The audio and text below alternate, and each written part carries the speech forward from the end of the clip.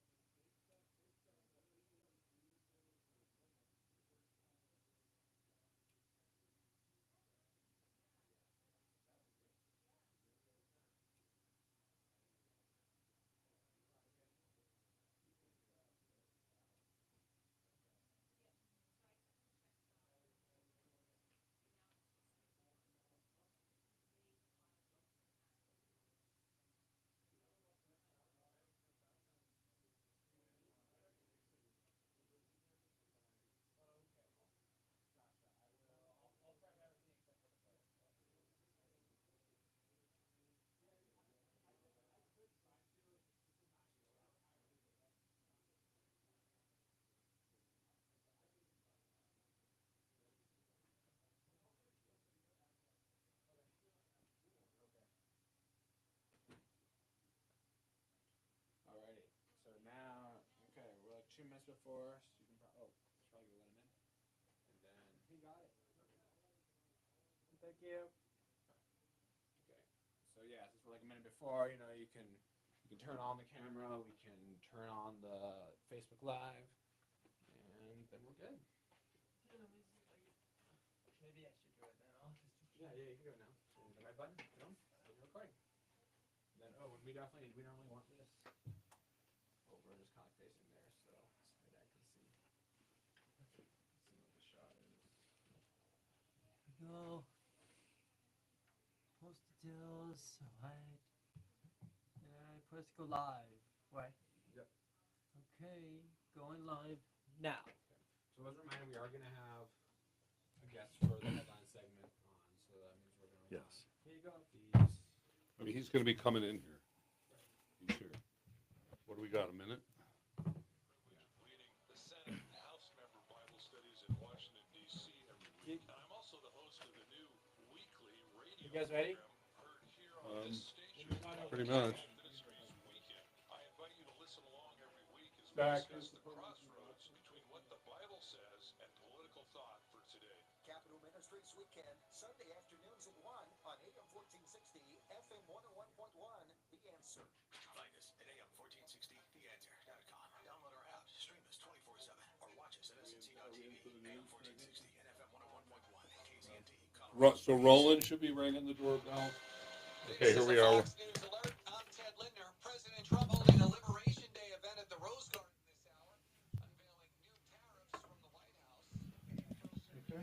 Am I supposed to be on? Is Is it mic 2? What? Mic 3? I don't remember if it's. I think it's guest Well, mic. mic 2, yeah, probably turn that one on. Yeah. Okay. I'll put it in my queue. Okay.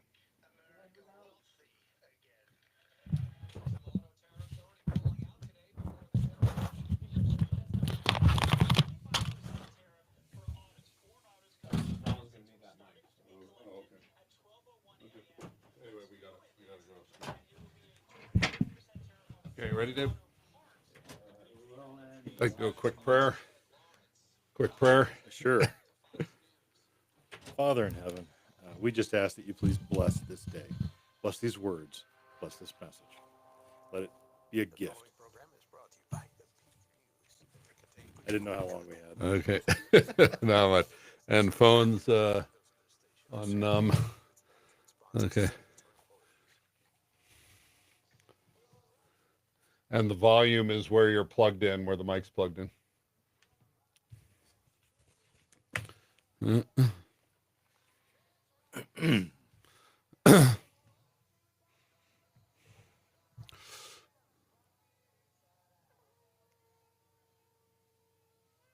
Welcome to the Peak News. I'm Chaim Goldman, the Watchman. You're listening to us on AM 1460 and FM 101.1. The Answer, the best of news talk radio across the Pikes Peak region here on the Salem Network. And happy to be the local news program during the week on this station. National is great. Our national hosts are great. I mean, we have Charlie Kirk, we have Larry Elder, Hugh Hewitt, and others. It's awesome. I love this station. It's what I listen to driving to and from work. But they don't know anything that's going on in our region. They don't know. They don't know about our city council elections. It just happened last night. We're going to be talking about that in the next segment. And we actually have new city council person, as long as he's showing up here at the station just about now, Roland Rainey, who's going to be joining us in the next segment. Brand new city councilman, won yesterday in our election. So how do we cover our region? Well, we're trying to do it in a pretty novel way, which is, one, we're committed to say the quiet stuff out loud. What does that mean? Well, we've really lost trust in the news, haven't we? In all of media, to not just have an agenda, but to actually want to serve us. So we're here to serve you. And how do we guarantee that? Well, by inviting you to be part of it. Everyone in this region who would like to take part in the Peak News. I don't know that we could fit a couple million people here at the studio, but, we'll try if you all want to come out. But we're looking for more citizen journalists. We just graduated our first citizen journalist class on Monday evening after doing it somewhat informally for the past year, and really raising up a generation of those who are committed to real journalism and committed to this region. Why? Because we live here. We care about it. We want the best for it. And even when we have to report on things, God forbid, that we don't even agree with, right? That we have to tell a story that if we were to have it our way, we would manipulate it, change it, and try to influence you to think in a certain way. But how in the world can we be journalists if we're going to do that? So what do we do here on the Peak? Well, we're broad-based, and we invite you to be part of it and to come in and help tell the stories. But also, because it's local, we know what's going on, right? It's hard to lie to your neighbor, right? To say, I don't know. I brought my trash cans in. I don't leave them out there all week when they're sitting there at the curb. When you're here and can observe what's going on, it's very hard to be lied to when you're a witness, when you're an observer. And on the local level, that's awesome. And I think this is going to be the model moving forward for the whole country, maybe even the whole world. And we do have that with those influencers and people that come on. But let's face it, most of those people, it's all about them. It's all about clicks. It's all about having influence. Being a journalist, we have influence because we help you live your life.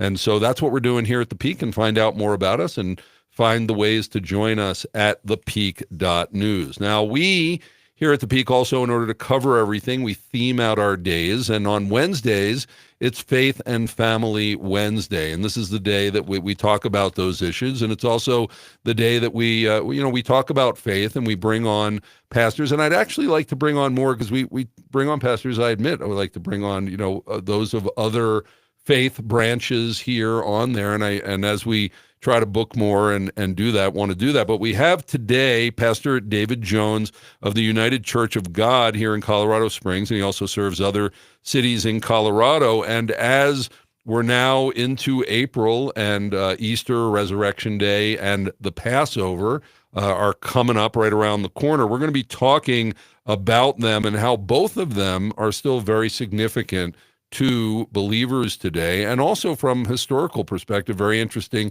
even if you're not a person of faith. So Pastor David Jones, welcome to the Peak. Thank you very much for having me, Chaim. It's good to have you here. And the United Church of God is very interesting. You may have heard of it, you may not, but we're going to be talking about that later. And they are a church that looks to bring in the feast, the Old Testament feast, into the church while still calling themselves a church, which is interesting. Not a messianic ministry, Right. and that's interesting to me as a messianic Jew, and I've always known about the Church of God through the years. What are we also going to be doing during this day? Well, for our whole headline segment, we're going to be talking about the results of the city council election and bringing in our brand new city councilman. Well, as soon as he's going to be sworn in soon, Roland Rainey. Pastor David is going to be talking about what is truth and also the United Church of God. And as we said, covering Easter and Passover. Well, here at the Peak, we say the quiet stuff out loud. And so I'll say to you, please patronize all of our sponsors, because we are local citizens telling local stories sponsored by local businesses. And they're really the ones who bring this to you in a way as we also promote them. And I'm sure that it's sometimes in some ways you need their services. So listen to our commercials, go look at their hot links on our website. Thank you to all of our sponsors. And you're listening to The Peak. We thank you, and we'll be right back. Okay. Let me see if Roland's here. Okay. Roland. Hey, congratulations. That's awesome. Here, come on in. This is Pastor David Jones, Roland Ray. Hi. How we doing? Hi. Do it- Doing do it well. city Nice to meet council you. person. Have a seat. You don't know? Which mic are we using? This one? Okay. So Roland, I'm gonna give this is headset. Yeah. Why is it all the way over there? Well, you can use that one or this one. Okay. This one? Use that one. You can use that one. Your dials to control the volumes right there. So Roland, I'm going to be reading through the results and talking about, we only had 25% participation and all that, kind of stuff. And then what does he want to say? Just how was the campaign, and then what are your objectives?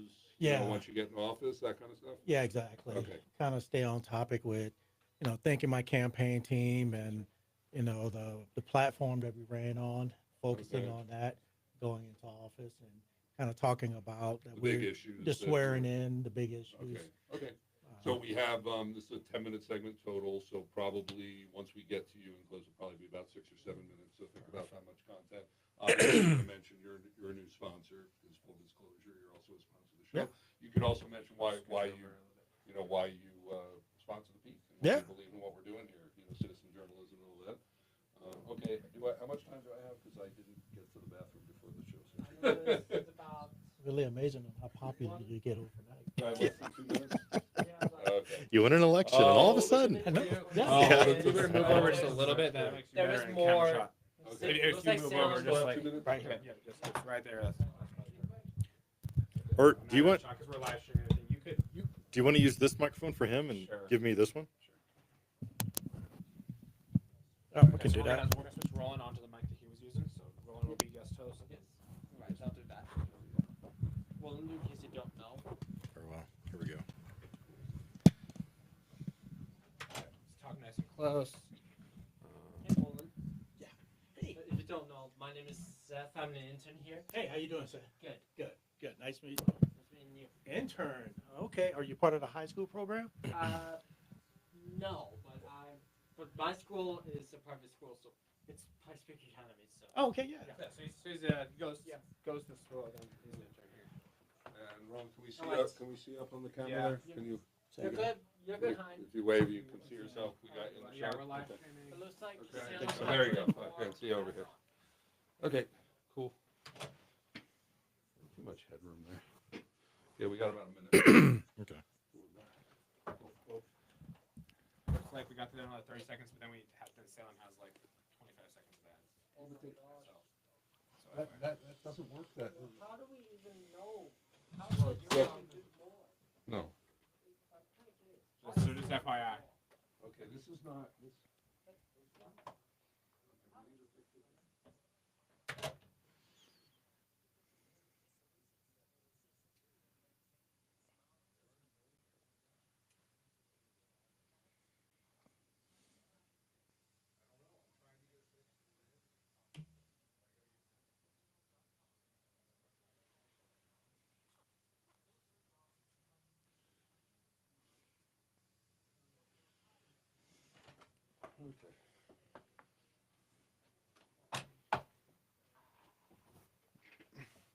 Okay, we're back.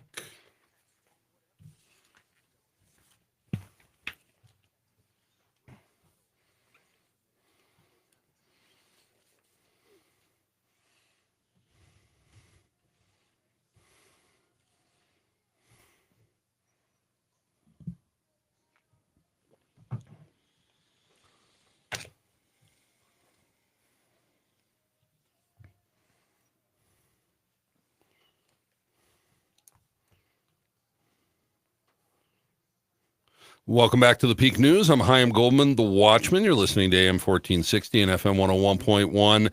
The Answer. And today is Faith and Family Wednesday, and we have with us for the hour Pastor David Jones of the United Church of God, and we're going to be talking about Easter and Passover later on in the program. But in this segment, this is traditionally our headline segment, and the big headline is that we had our city council elections yesterday with a lot of new faces, and so we're going to tell you the results in a moment for each of the districts. I have them here. And then we have in the studio with us our Brandon, I guess you're not, your city councilman-elect, I guess at this point, Roland Rainey from District 6. So Roland, thanks for being here. Oh, great to be here. Thank you for having me. It must be exciting. Must be a pretty big rush. Yes, crazy, exciting, a thrill, all of it. Okay, and I just want to say, as we always have full disclosures, Roland, through his gym, which is Mayweather Boxing and Fitness, one of his many businesses. You actually have an active businessman on city. Well, there are others, but I'm saying another active businessman, someone who's in the community and knows about real life, is is now one of our representatives, soon to be. And they're a new sponsor here. And so thank you for that, for being a sponsor of the Peak and helping to bring this to the people. Oh, absolute pleasure doing that. I believe in what you guys are doing. I love the investigative journalism and then the journalism education that you're providing to the high schoolers in our community. That's something that is probably well overdue. Yeah, and we have actually Seth back here, 18 years old, running the booth right now. One of our interns is running the booth. And I'm going to be working out at his gym very soon. So we're going to watch me transform, hopefully, from my current flabby state by doing a boxing workout there at Mayweather Gym. So the results. First of all, out of 332,000 registered voters in municipal Colorado Springs, 78,000, a little over, cast their vote, which is 23.55%. Okay, folks, sorry. Mail-in ballots coming right to your home.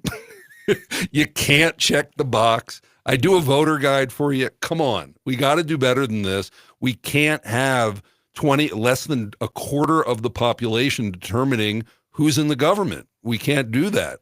You got to show up. But this is traditional. I mean, it's in that realm of 20. I think it must be low. I think it's normally more like 30%. I don't know. I think people maybe are burned out on it. But what do you think of that, Roland? About the low voter turnout in these kind of elections?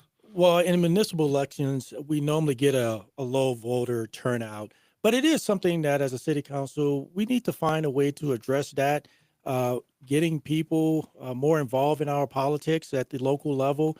And while I understand coming out of 2024, we came out of a election cycle, a presidential election cycle, where I get it. People are burnt out, and then you turn right after the holidays, and you start hitting the ground running with a municipal local campaign. And then people finally get involved or get to know the candidates at the back end of that cycle, right before the actual vote is required. So we got to find ways to get people more involved and more educated. And it's so easy. early. It's actually too easy to vote here, 3 weeks and everything. But school board elections in about 6 months, folks. So get geared up for that, because those are really, really important. Really important. So District 1, Dave Donaldson beat Lemkool. 58 to 42%. District 2 was uncontested because Frank Kissinger dropped out a few weeks ago, so Tom Bailey won that. In District 3, Brandy Williams with 37% of the vote, and just the next person on the list, Mario Lauer, just less than 600 votes, a difference. District 4, Kimberly Gold with 40% of the vote. And again, that was only about a 400 or 500 person vote race. And we have to realize that. I mean, that's how important. There have been races where just a couple hundred votes tend to separate. And so when you think about all the people that didn't vote, how different elections could go.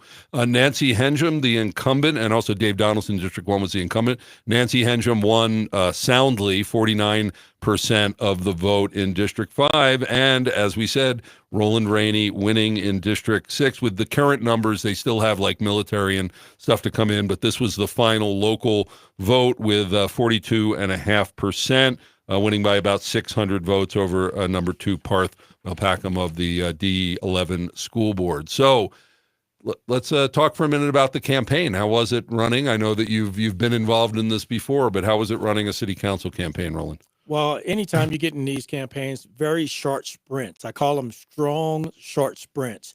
You get your campaign up and going. You finally get your message out. You get your platform together. You get your supporters. Hopefully, you get your endorsers, and then that's already a month gone by. So it goes by very quick. But I tell you, I had a phenomenal campaign manager. Jody Ritchie has done a phenomenal job for me. All my volunteers and supporters and endorsers. And I was privileged, I had people that truly believed in me, like Sheriff Roybal, who endorsed me, Senator Liston, the Police Protective Association, and the Firefighters Association. These are organizations to include the Honorable Stan Vanderwerf, former county commissioner. These folks endorse me because they believe in me. They believe in my leadership and what I can bring to the city. So that part made the campaign a lot easier, but it's grassroots, knocking on doors, getting mailers out, talking to people one-on-one. And I think that's something that we did really good on the back end of the campaign is getting out to the voters. Since you mentioned Jody Ritchie, she's actually going to be here a week from today to do a recap of the whole election with us, since she's a campaign manager that's really the established campaign manager that so many know in this region. So we asked her to come next week to help us do a recap of this election, what the new city council is going to look like. So, what are your objectives now? Tell people what your platform was and what you plan to do to hit the ground running. When do you get sworn in? When's your first day of work? The sworn in ceremony, the swearing in is April 15th. So there's be a packed day of activities. But I believe right now at 10 a.m. is when the swearing in is going to be. Okay. And then after that, we'll hit the ground running. Okay. But my platform was pretty straightforward and strong because I'm a big believer in our public safety.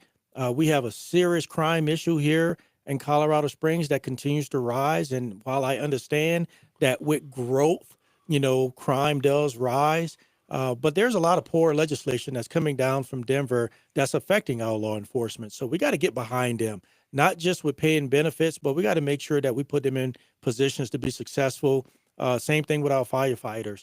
We got to make sure that they have the proper equipment and the apparatus to do the job that we all want them to do so we can enjoy a safe life in our community. But also infrastructure. As I mentioned, we're growing, we're expanding. We got to make sure infrastructure is staying in lockstep with that. And along with our congressional members, I'm going to continue to fight hard to keep U.S. Space Command right here in Colorado Springs. So with my military background, I feel I bring a very unique lens because I am a career space officer before I retired. So I have a very unique lens into that arena, and I think I can bring something of value there. Now that you see, and we have about a minute left, there are 9 city council members. 6 were just elected. 2 incumbents came back. 4 new people, plus the at-large members that are there. How do you see the makeup of the council right now as far as, conservative, liberal, and working together for the city? I actually, looking at the current makeup after this election, I think we're going to have a strong city council representation. I think it's going to be very, very strong. One of the things we have to do is make sure that the voice of the people that put us there, is never lost. When I was knocking on doors, that was one of the main complaints from folks. They feel like no one is listening to them. So based on the makeup of that council, I think we're going to have some strong representation. And more importantly, I think I'm a coalition builder. That's a lot of the comments from my endorsers. And I think that's something I'm going to bring to city council is build coalitions, not just within city council, but along all the other city offices and with other relevant stakeholders. Okay, Roland Rainey, just elected yesterday to city council. Congratulations again. Thank you very much. And thanks for coming in right away, and thanks for being a sponsor of The Peak. When we come back, we have Pastor David Jones, United Church of God pastor here in Colorado Springs and other cities, and he's going to be talking about, this is one of those topics. What is truth? We try to do that here at The Peak, too. We'll be right back. Cool, man. Good. Awesome. Good. Thank you. Yeah. Thanks for coming right in. Yeah, that was good. I got nervous, man. God, traffic started getting backed up on Woodman. I'm like, don't do this. No, you should have. Yeah, that's why I give a little bit of a buffer. Yeah, live radio. It's a little. Yeah. No, I appreciate it. Hey, have Nice a to great meet you. segment. Yes, Yeah. nice meeting you. Yeah, congratulations on your Quite success. sure and we'll see each other. I think the future you're doing. Yeah. Oh my God.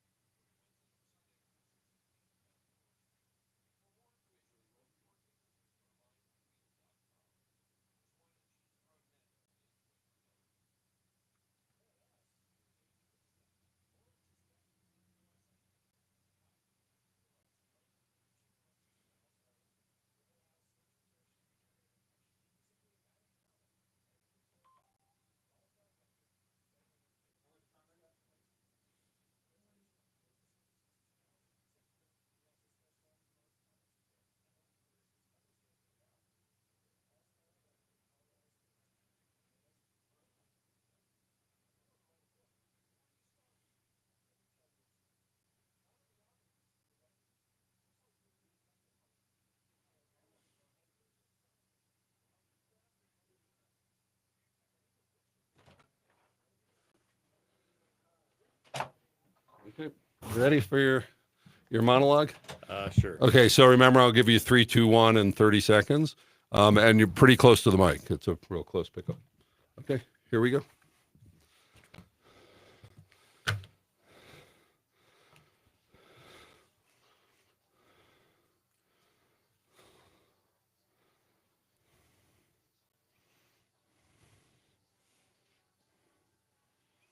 Welcome back to the Peak News. I'm Chaim Goldman, the Watchman. You're listening to us on Faith and Family Wednesday. So happy to have you here.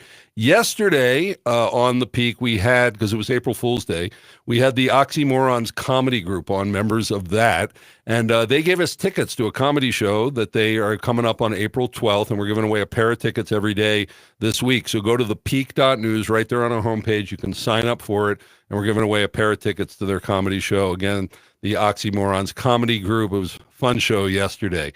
Well, we have today on Faith and Family Wednesday, Pastor David Jones, United Church of God pastor in Colorado Springs and serves other cities around Colorado.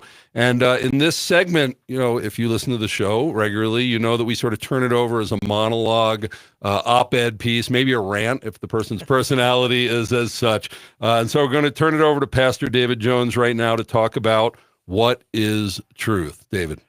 Thank you very much, Chaim. You're on. Okay, there we go. I don't know. No, his mic. Come on, Seth. Mic 2. Mic 2. Okay, pull over to that mic. Okay. Well, there that's we go. Okay. Yeah, thank you very much, Chaim, for having me on. I actually love the way that you brought this in with the Eurythmics, you know, Would I Lie to You? And it reminded me of, remember the old TV show House, the medical drama? And one of the things he always said was, everybody lies. And it's amazing because lies are so destabilizing. It robs us of whatever security or what we can believe in. And yet it's prevalent in our world today. And it's funny, when I was a little boy, I was one of those weird kids who would watch the CBS evening news every night. I didn't have a dad at home, and Walter Cronkite was the man. He had this voice that was so reassuring, so comforting, and he would go through the news, regardless of what it was, whatever was happening, whatever conflict, and the way that he spoke about it, there was a calmness and a forthrightness that gave peace. And as a little boy, I was so attracted to that. I needed that. And the fact that he would end every single newscast with, and that's the way it is. Again, I think for me, as a boy growing up, I wanted to know that, okay, this is the truth. This is what's out there. And I think that honestly, in our world today, that's what everybody's looking for. We need to have truth. We need to have something that we can believe in and know that it's not going to change. And that's unfortunately just not the world that we're living in. We live in what is called the information age, but nobody calls it the age of truth. We have countless sources. We're kind of covered up in information, but how much of it is actually true? How much of it's pure, unadulterated truth that's the same yesterday, today, and tomorrow? Something we can believe in. Instead, we've got misinformation. Several years ago, we heard the term fake news, and it's been proven that is true. That the stuff that's being presented to us as true news is not actually the truth. It's an opinion, or it's done with the intent to get us to do something different, to alter our behavior. And I think that that's something that we have to be careful of. I think whether we're a Christian or whether we're just an American, do your research. Don't trust everybody. Prove things to be true. And then before we spread it, we have to ask ourselves, okay, is what I'm about to say true? And if I can't prove it, then maybe I shouldn't say it. Is it necessary? Should I say this? And then it follows up with, is it kind? Is it good? What's the purpose of what I'm saying, doing? Is it bringing any peace to anybody? Or is it just keeping the pot stirred? So I think I really appreciate what you guys are doing here with giving the news and, again, being this voice of the Watchman. So thank you very much for having me on. Well, thank you, Pastor David. Pastor David Jones, you've been listening to from United Church of God here in Colorado Springs. Yeah, what is truth in the context of facts? What is truth in the context of opinion? Is there relative truth, or is that meaning? These are all questions that we're asking every day here at the Peak as we seek to bring real journalism back to our region. When we come back with Pastor David Jones, we're going to be talking about the United Church of God and eventually about Easter and Passover and how they relate to you. Okay, this is just 2 minutes. This is a quick thing. We're on page 4, segment 4. Okay. So again, it's about 2.5 minutes per answer on average. If you see me, David, do this, means wrap it up 10 or 15 seconds, finish. Okay. If you've noticed, there's music 30 seconds before the end. That's our warning track. So you hear music, I definitely have to get it back. If I hold up a finger or two, I'm giving you a time budget. Right. Not telling you to stop. So I'm just saying, hey, take about a minute, more for that, and then hand it back to me. I guess I rushed that one. I saw the one, or maybe. No, I did 30 seconds. No, okay. Your timing was real good. Okay. How's it going, sir? So yes, that's what Yeah, what happened with that? Well, it's just that this. Okay, can you pull that out of the way? This mic just wasn't on in the right. Okay. And so since Pastor David didn't talk at all for that whole segment, it wasn't noticed until it should have been on and ready, but it was. Okay. So anyway, he pulled the other one, and thankfully we were back on. That was good thinking. Okay. That's the one that we had on. Okay, cool. Thank you. Okay, we're back in about 45 seconds.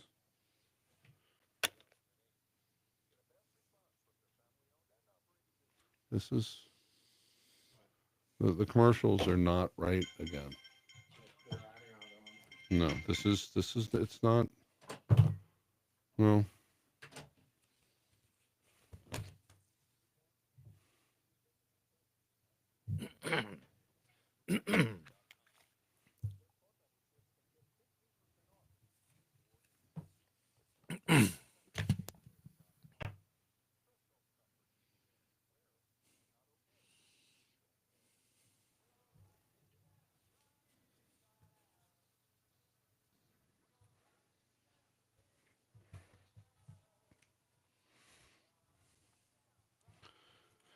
Well, welcome back to the Peak News, where we say the quiet stuff out loud. I'm Chaim Goldman, the Watchman. Thanks for joining us on Faith and Family Wednesday. And we have with us here, as we've entered this season, this holy season where people celebrate Easter and Passover, or Resurrection Day, I prefer to call it a Resurrection Day. That this is a time when, a lot of people go to church that don't normally. Maybe they're just Christmas and Easter. And within Judaism, I'm a Messianic Jew. Within Judaism, we have there's certain holidays where you got to show up. Yeah. But it's not so spread out. It's at the time in the fall generally. But everybody growing up keeps the Passover as a Jewish person. It's a big family time.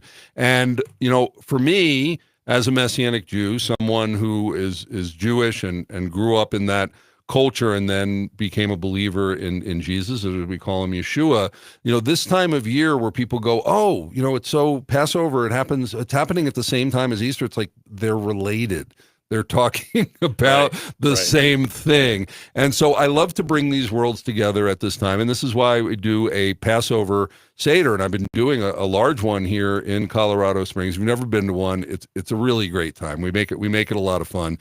We do it sort of traditional, non-traditional, bring in music, have a full-blown meal. And we're doing it this year at the Pinery at the Hill, that wonderful facility downtown. And for more information on that, if you'd like to join us, that's going to be on April 17th, not the night of Passover. We're doing it during the week of unleavened bread. If you'd like to join us, we'd love you to go to we're making it a Peak event, thepeak.news/events, thepeak.news/events. For more information, check it out and definitely register by April 10th. If we're not sold out by then, that is the cutoff. So Pastor David Jones, he's a United Church of God pastor here in Colorado Springs and other cities around Colorado. David, you grew up, and learning about you, we actually finally met at the funeral or the memorial service of a good friend of ours, AJ, Anita Dalby, also known as Mrs. Noah, someone that I've known for decades, who unfortunately passed away at an old age. I mean, she lived a good old age. A good old age, and a wonderful woman, creative woman, and wanting to do a show about her soon. But we finally met and caught up, and I wanted to bring David on at this time because the United Church of God actually is a church that observes the feast, the biblical feast. But you grew up in a denomination that many consider to be a cult. So give us your background and how you got into this world eventually with the United Church of God. Right. Yeah, I grew up and was raised in the Worldwide Church of God, and it was by many declared to be a cult for those same reasons, like you said, in keeping the holy days and keeping things like the Passover. There was a gentleman who was Herbert W. Armstrong, who began teaching like that. And it was very different than secular Christianity or Protestantism, because he was saying that the Old Testament goes hand in hand with the New Testament. And that was very different than what is taught by many, is that, well, the one did away with the other and threw it away. And, I kind of take a little bit of solace and that Christ was also considered a dangerous teacher, by many, almost a cult leader within the Judaism. And yet he preached the truth, and it changed the world because they'd allowed traditions and things like that to infiltrate and for it to take away from the Word of God instead of fulfilling it or enhancing it. And for myself, even, again, growing up that way, I think everybody who grows up with faith has to come to terms with my faith. You take your kids to church every week and you teach them certain things, but when they reach an age of maturity, it's like, well, what do I believe? What do I see as truth? And I had to come to that place myself. I had to question everything and then look to the Word of God and prove it.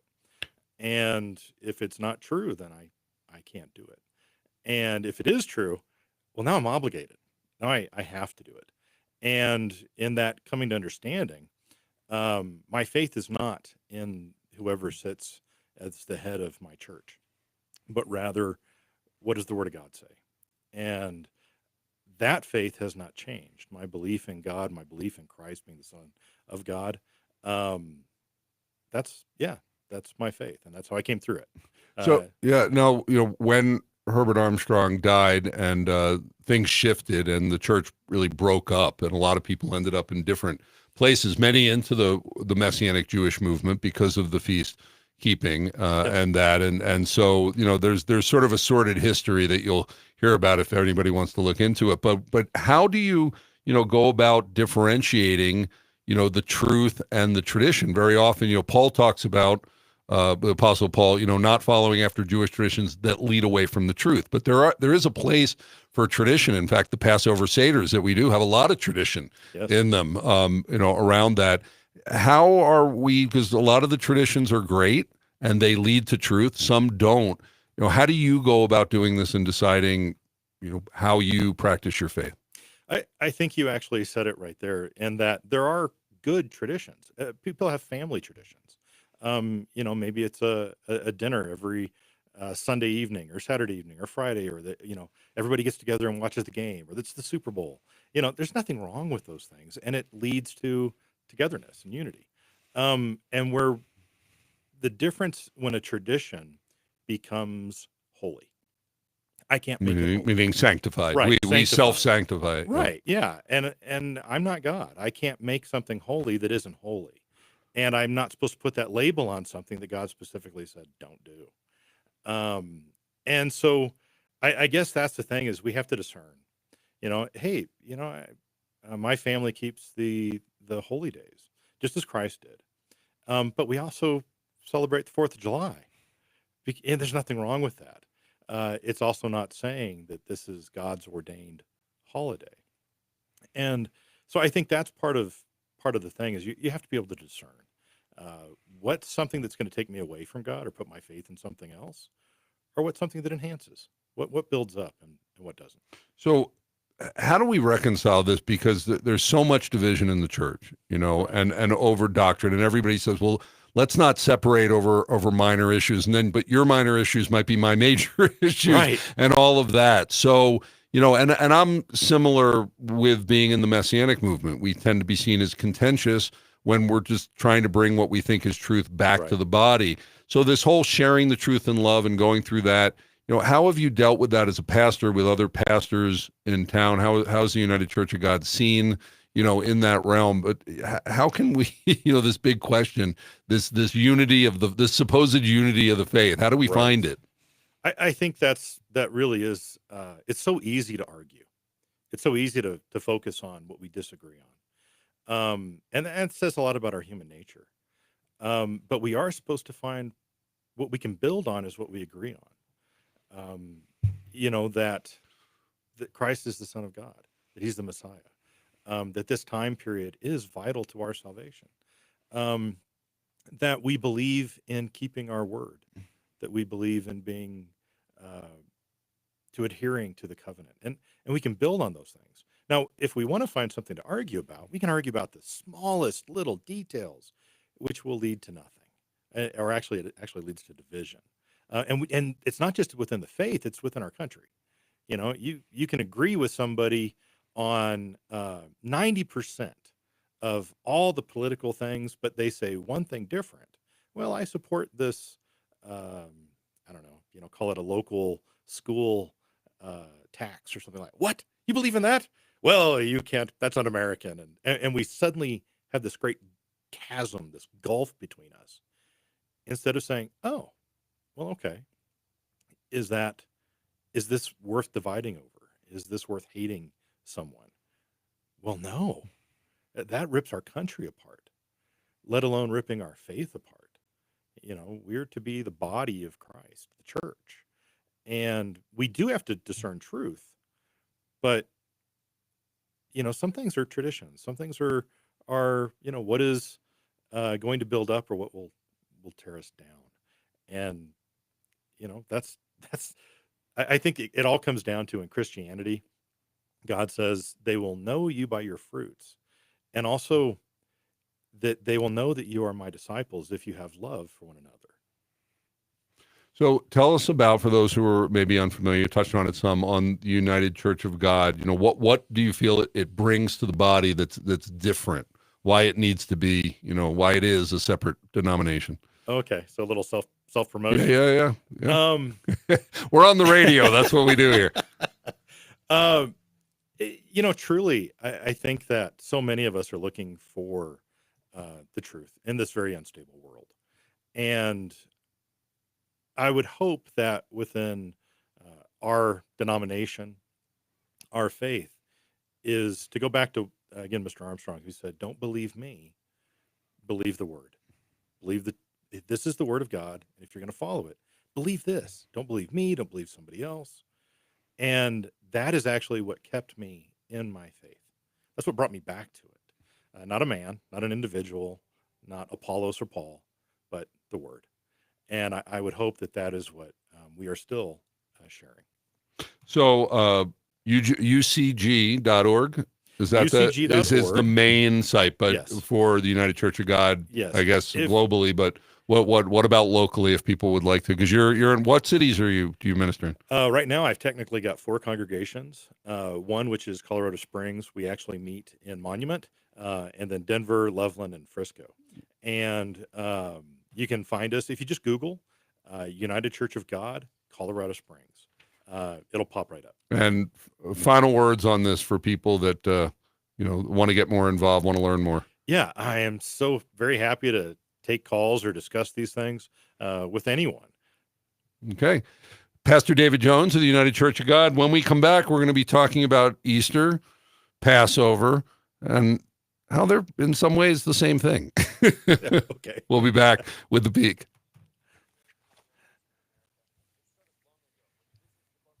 So you different, say, well, they are, but they're not. This got mixed in, this thing. You tell your side of it, but, Okay. I even have to say things that make sense on a promotional level, even though I personally know so much more about it. But, it's for general consumption, what we can do in a short time. Yes, Seth. So you already know about the gym rat? Yes, please. And what about the length? Yeah, what's the length? Did you tell me? 2 minutes and 14 seconds. Okay. So we get an extra 15 seconds there. 5, Yes. 15. Okay. Thank you very much. And it's on, what is it on family and? Family? It's just a long title, Well, what is it? What's the title? What? I better go read it. Yeah, go tell me. Okay. We got a minute? Or We have 2 minutes. Okay. Left. So, basically, your perspective on Easter and Passover, and let's just sort of banter that back and forth. Yeah. Now, let me ask you, because I know you go to church on Sunday with the congregation. Well, it's sort of, maybe sort of, kind of. Do you also go to their Easter service, or do you? It depends on the year. No, the Easter services I'll tend to stay away from. I sometimes go on spending time with family. Okay. We've done like, thanks, Good Friday services, because they, it depends. We sort of feel it out, but also after, we take a real Sabbath, we take the day off. So when we're, especially in busy times, taking a second day is tough. So I don't, it depends on the year. We sort of feel it out. We don't have any hard and fast rules. It's on that. So we're like tangentially, for a while we haven't been really going on Sundays, but I think we just with the new biblical year that just started at the beginning of this week, and for us, our Shemitah, we did a 7-year cycle here, so we're like moving into new things. I think there may be something going on. I'm trying to figure out what this new 7 years is, and I feel that too. how do I get? Because I'm supposed to be a uniter here. I'm supposed to be a person between and figuring that role out. So I I mean I'll probably always be somewhat of an anomaly. But I think we need those.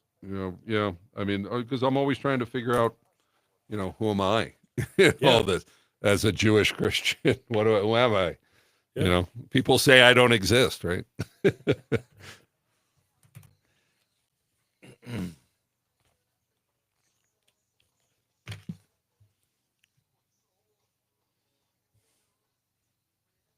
Welcome back to the Peak News. I'm Chaim Goldman, the Watchman. You're listening to us on AM 1460 and FM 101.1 on Faith and Family Wednesday, and we have with us for the hour Pastor David Jones of the United Church of God here in Colorado Springs and other cities around Colorado. And in this final segment with Pastor David, we're talking about Easter and Passover that are both coming up here. Maybe you have a background in this, maybe you don't. It's very interesting because they're related, and yet the way that they're practiced is quite different.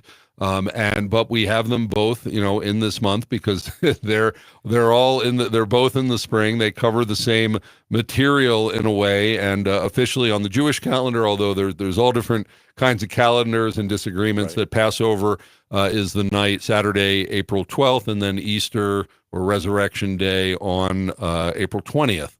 Sunday, April 20th. So David is someone who has grown up with the feast, but also as a Christian.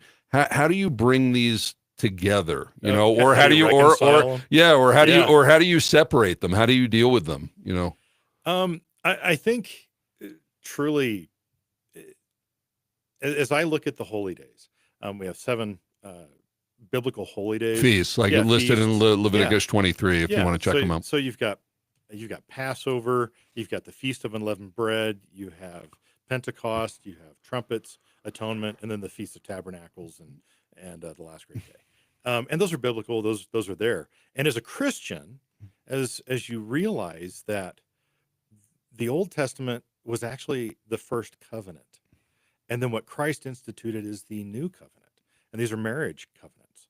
And just because the first covenant, Christ said it was a certificate of divorce, and then he created a new covenant, does not do away with the first.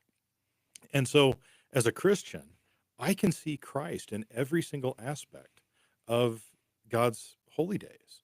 In the Passover, of course, the New Testament will tell you that Christ is our Passover. He has become our high priest. He does all of this for us. And he even told his disciples, when you do this in this way, do this in remembrance of me. He was and is the Passover. That's never gone away. And so I see Christ and God's plan of salvation for all of mankind clearly pictured in the holy days that God established following the harvest cycles. So, we know from the Bible and even, today, just because you're Jewish doesn't mean you don't get involved in things that are unbiblical or ungodly. At Passover, there's an egg, interestingly, sitting on the Seder plate, which we have a new tradition called the Passover egg toss because, we believe it came in with the fertility symbols and stuff. But Ishtar, has a lot that got brought in of paganism. We don't want to lose the real message of the death, burial, and resurrection of Jesus, of Yeshua in that.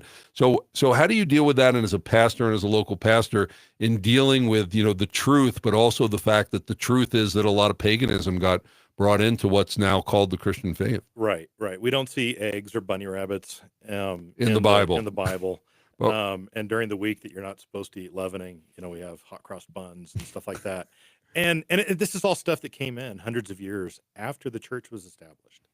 And however, again, like I said in the opening segment, is that what I want to focus on, or do I focus on the death, the crucifixion, the sacrifice, and the resurrection of Christ. And as Christians, that's what unites us, is our belief in Christ, in his being the Son of God. And, I do believe that if we come together like iron sharpening iron, we can come to the truth and understanding through the word of God. But we can't come at each other fighting and saying, well, you do this, well, you do that. And that's not going to do us any good. So if people come, really just a few seconds left, people come to United Church of God, how do you celebrate this, the Passover? The Passover, we actually keep a night before.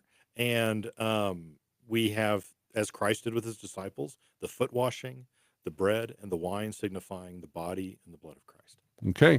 David Jones, pastor of United Church of God here in the Springs and other cities, ucg.org, or Google United Church of God, Colorado Springs. Pastor David Jones, thanks so much for being on the Peak. Thank you very much, Chaim.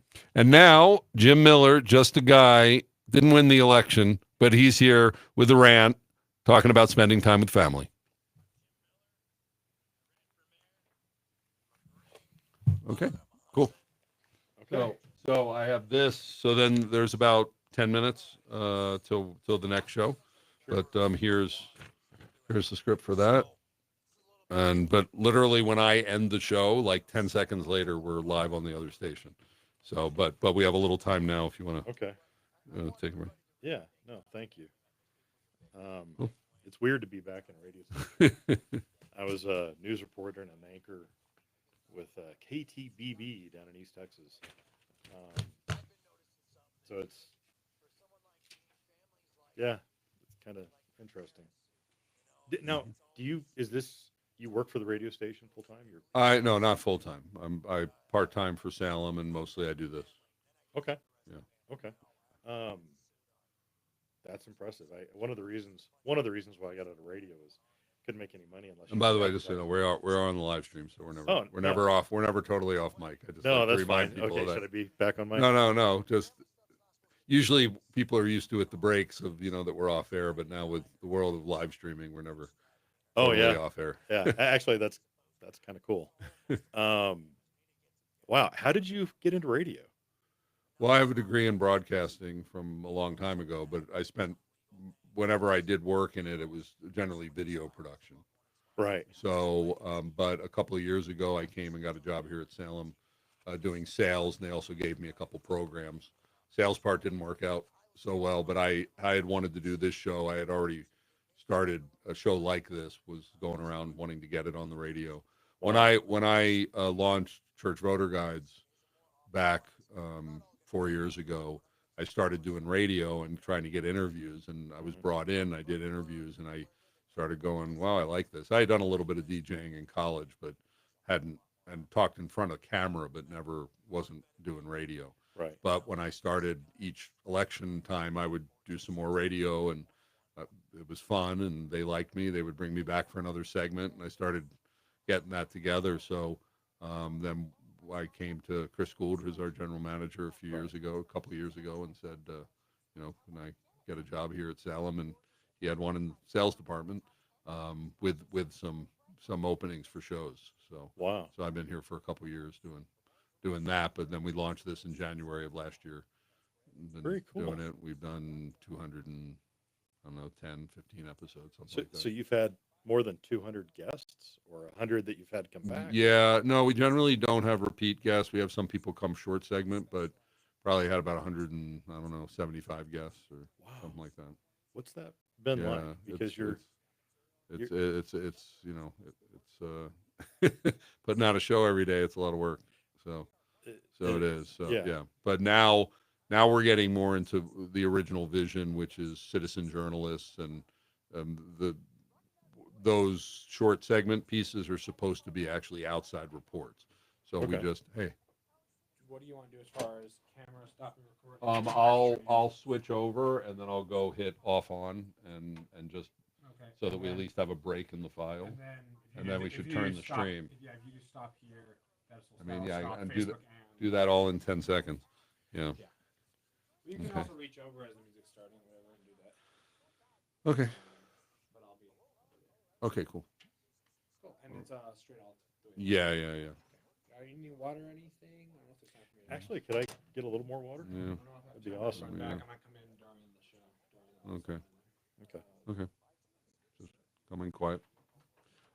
So yeah, it's exhausting, you know, and trying to put together something new, which is, you know, and trying to include other people and having people guest host and doing a lot of experimental stuff here Yeah. every day. And also being live is pretty intense. So yeah, it's been really good, but I'm hoping that we're moving more into a realm of where there's more content. We just finished our first citizen journalist class on Monday night. We did four sessions over the month, and some of these people are now going to get credentialed to go out and start bringing in stories. So we hope to build a giant local volunteer news team Yeah. to cover the area and be able to, you know, actually do something that nobody can afford to do these days, which is to have a big newsroom. That's why, you know, and then stories don't get told. Yeah. So, No. okay, I'm back. I just got to close the show. Okay.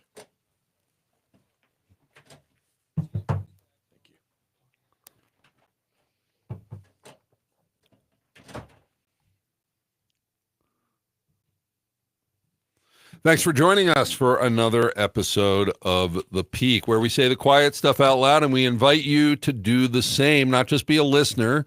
We like active listeners. We hope that you're using this information, finding it inspiring, our guests and our information, and getting out into your community and doing something like Roland Rainey running for city council. And hey, he won, and he's going to be one of our new city council people. So I hope you're inspired. We are here Monday through Thursday, and so tomorrow is Media and Education Thursday. We have Matt West, the owner of Western Film House. He's also our show producer here at Salem. He's a wonderful young man, really, really talented, knows so much. And we're going to be talking about the independent video production business in our region. And then we're back on Monday after that for Business and Culture Monday. And we have from the Money Museum in Colorado Springs, curator Doug Mudd and assistant museum curator Carolyn Turco. Now, a couple of promotions here. I said we had the Oxymorons comedy group on yesterday, and they gave us some tickets to give away. So you can go to our website, thepeak.news, and sign up on our homepage there. We're giving away a pair of tickets to their comedy show on April 12th. Yesterday, today, and tomorrow. So you can even sign up each day.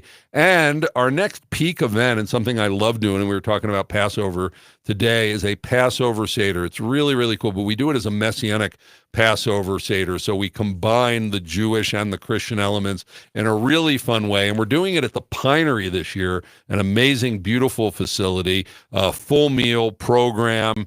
Great time. Go to thepeak.news/events for more information and to register before April 10th, because that's our close on that. April 17th is when we're doing it. Stay tuned here on The Answer for the Larry Elder Show coming up next, and check out our 200-plus podcasts on thepeak.news on our podcast page. The Peak, we say the quiet stuff out loud, and with your help, we'll say it even louder and louder every day for such a time as this.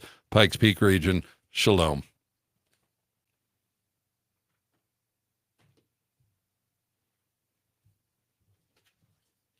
Okay.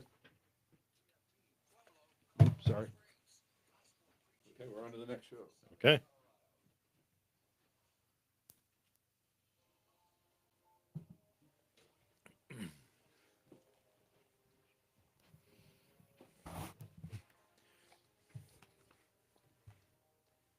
Welcome to Partners in the Gospel. I'm your host, Chaim Goldman, the Watchman. On Partners in the Gospel, we talk with ministry leaders, pastors, other local community members, as well as national influencers who are making a kingdom impact. And we're heard here on The Word, 100.7 FM, every Wednesday at 4 p.m., and also on podcast at thewordfm1007.com. And today, as our guest for the half hour on Partners, we have Pastor David Jones, a United Church of God pastor here in the Springs and also serves other cities around Colorado.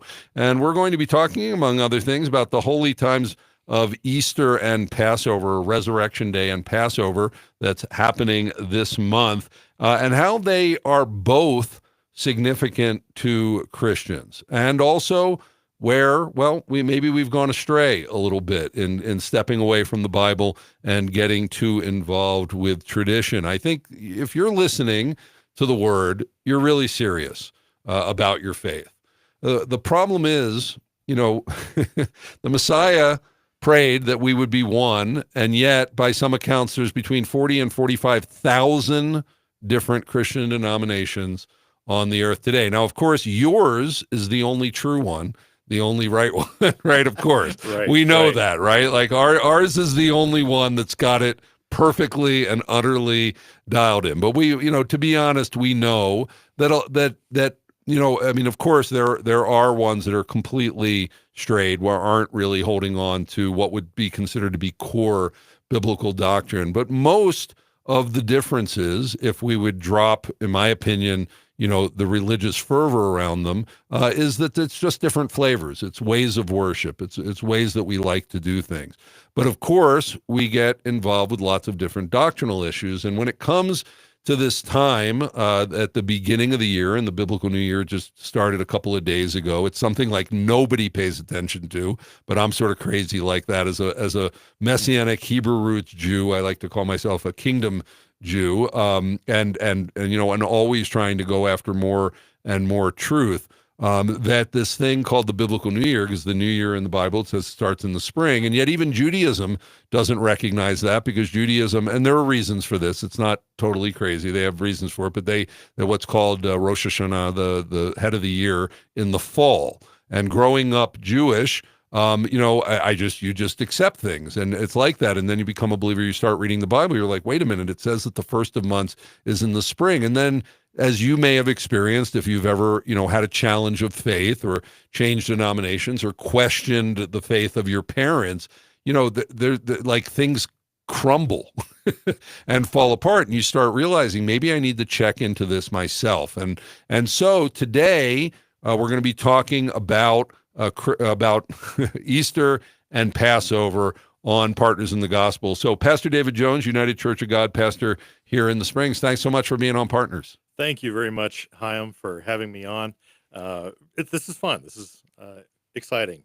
No, we just finished, because I do a show 3 to 4 p.m. on Salem's news talk station, The Answer, and just had David on and talking similarly. But now that we're on the Christian station, we get to go a little bit deeper into faith issues. But you grew up within a denomination called Worldwide Church of God. Mm-hmm. Many people consider it to be a cult.